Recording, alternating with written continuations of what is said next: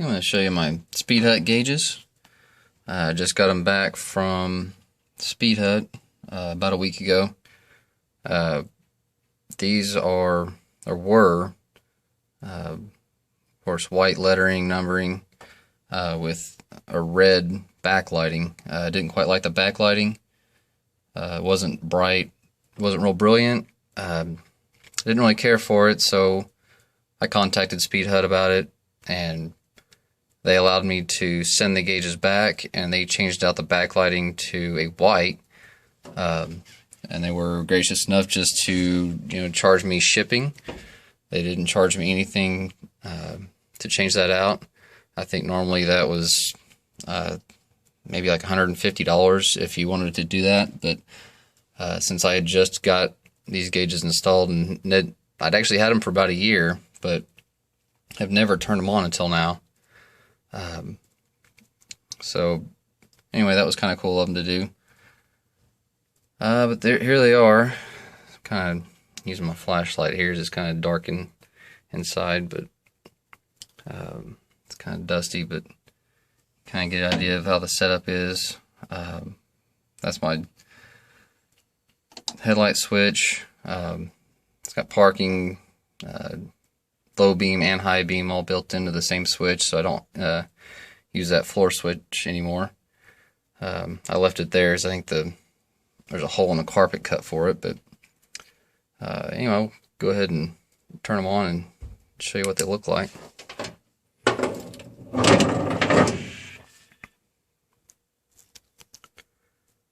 And now they've got power, so all of them. Now, of course, the warning lights are on because they're all below the warning points that I set them to. And every one of these LED warning lights are adjustable. So right now I have them on fairly bright setting because this is the daylight setting, or what I call daylight setting, or what they do, I guess. Of course, this is my fuel gauge, and I don't care for it to be as bright as the rest of the gauges because it's not as critical. Of course, like fuel pressure, oil pressure, all that, I've got them a little brighter because if I do have a problem with those, I want to know right away. Then when I turn my headlights on, it's going to dim these warning lights, so that will be my night setting for if those lights ever do come on.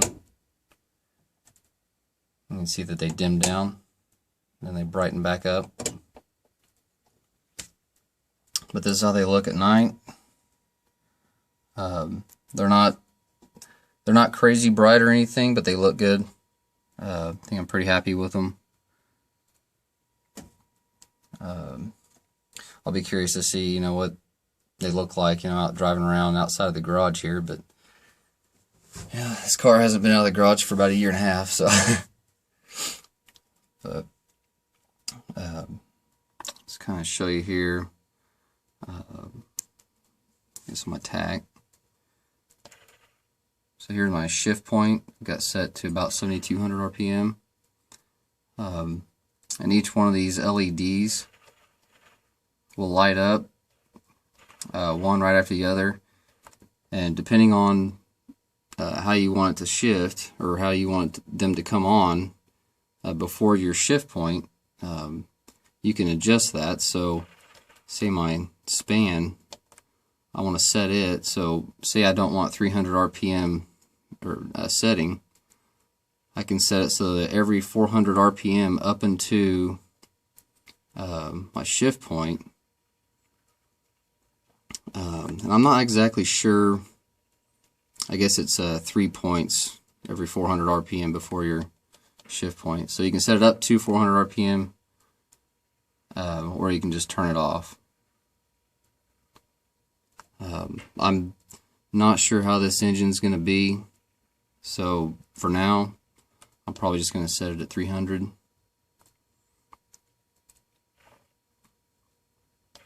And let's see, shift point, span, and here's LED brightness for your shift.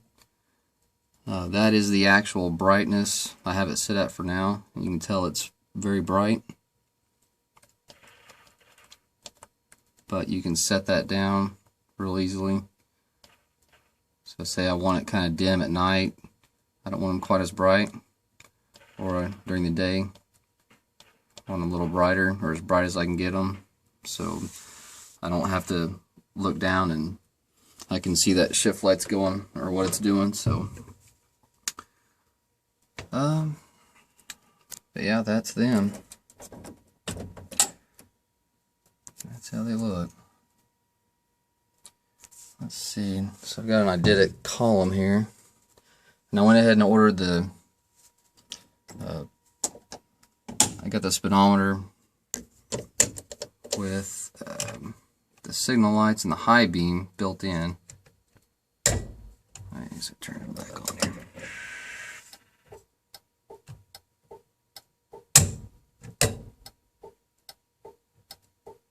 So the signals work, and there's high beam.